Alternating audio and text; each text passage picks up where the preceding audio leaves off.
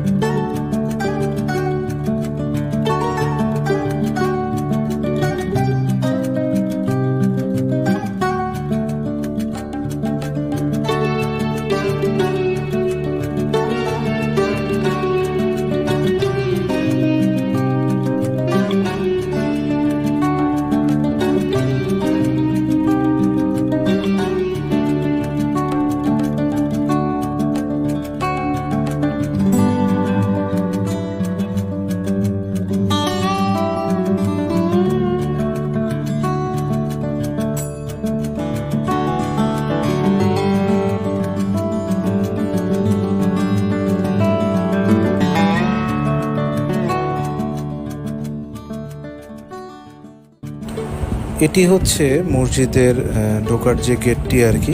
আমরা এই দিক দিয়ে প্রবেশ করেছিলাম। এই দিক দিয়ে ঢুকে দোতলাতেও যাওয়া যায়।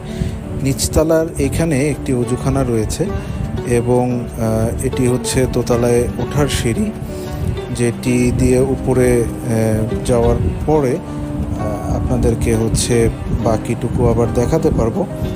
এই সিঁড়ি দিয়ে উপরে উঠেই এইখানেও আরেকটি অজুখানা রয়েছে। এটি হচ্ছে মসজিদের দোতলার অংশ। দোতলার এই পাশের অংশটুকুতে আলো ছিল, তাই আপনাদেরকে যতটুকু সম্ভব দেখানোর চেষ্টা করছি।